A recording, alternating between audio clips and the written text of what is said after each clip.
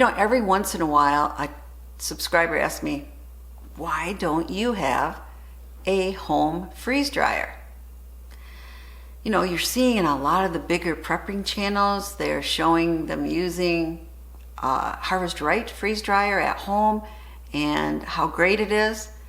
And for a lot of those channels, they have gotten the machine free from the company in order to try it out and make reviews. And I think most of those channels are giving honest reviews. They really love the machine and they love all the food it's allowing them to put up for their food storage. So, have I been tempted? Yes. Am I going to buy a freeze dryer? No. And let me tell you why. There are a lot of advantages to freeze drying your food.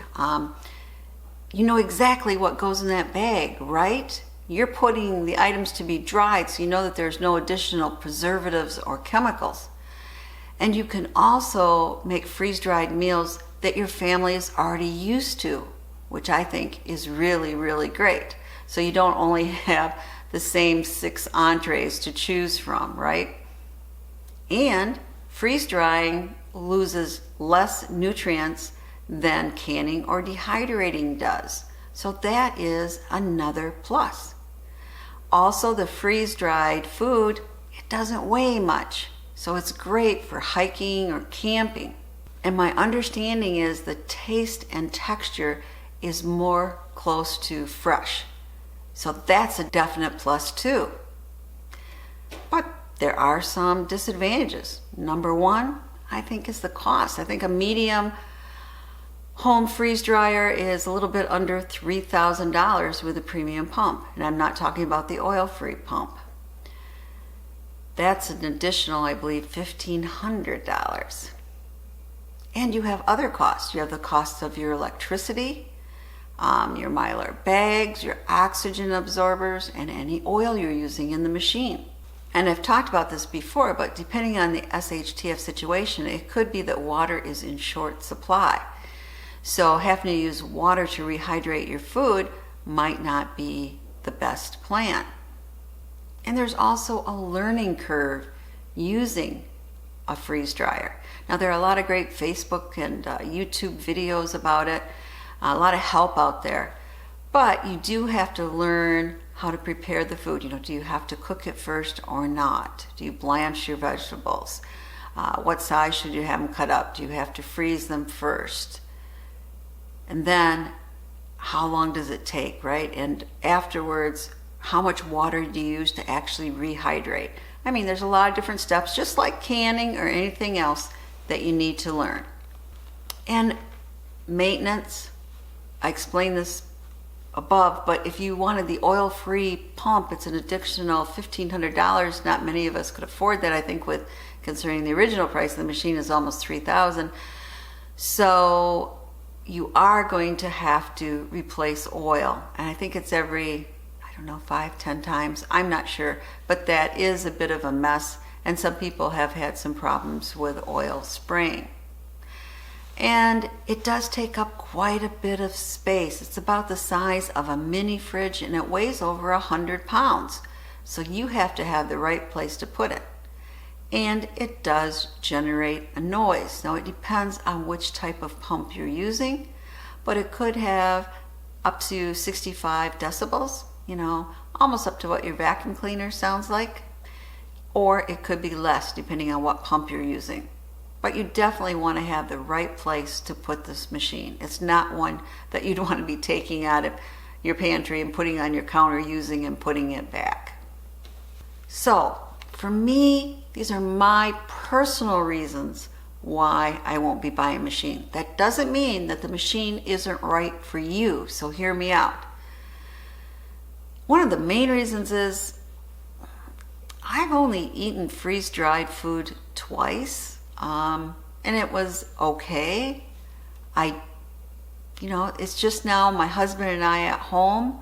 I do have a lot of Mountain House freeze-dried food stored in my long-term storage, and it's the food that I say I hope I never have to use. So it's just there for that 25 years, right? But it isn't something that I eat daily, nor does my family want to eat it daily. Most of our food, we like it fresh or frozen, even more than the canned food that you see me make. So I have a big upright freezer, a chest freezer, and a side-by-side, the freezer on my refrigerator. So we have a lot of meat and frozen vegetables in addition to what I already can. And to be honest, if I am going to use my home preserved food, it's easier for me just to pop off the lid of a jar, pour it in a pan, and heat it up, as opposed to trying to get the right amount of water to rehydrate and then prepare it. Because it's easier, because that's what I'm used to. And to be honest, the noise would seriously bother me. I get enough background noise when I'm making any of my videos in my kitchen. It couldn't go in our garage because I live in Michigan. It can get very, very cold. That wouldn't work. So it would have to go in the basement. But again, I could probably still hear it. I find noise to be rather annoying. So it'd be difficult for me to find the right spot to put the machine in, that I wouldn't hear the noise and that I'd still be able to easily bring my prepared food to. It wouldn't be on the main floor, and the main floor is where my kitchen is. And time is another consideration. Really, to get your money back from the machine in a year's time, you really need to be preparing food at least once a week. And I gotta be honest, I work full-time, I teach a course at the university, I make these YouTube videos, and I have a home to upkeep, right? A garden to take care of, grandchildren, that type of thing, husband. How much more time do I have to put into this? Because I don't think we really need the food for our food storage. If I did, I would make the time. But the real reason I'm not buying it? It's because I know myself so well. In the beginning, it would be a novelty. I'd be making everything. All my family, friends, workmates would get freeze-dried Skittles or something to try out. I would be having a lot of fun. And then gradually, I'd start using it a lot less. Kind of like exercise equipment that sits in my basement with dust on it. The same thing I think would happen here. The novelty would wear off, and how much more food do I need stored? So for me, I know myself, it wouldn't be a great investment of my money.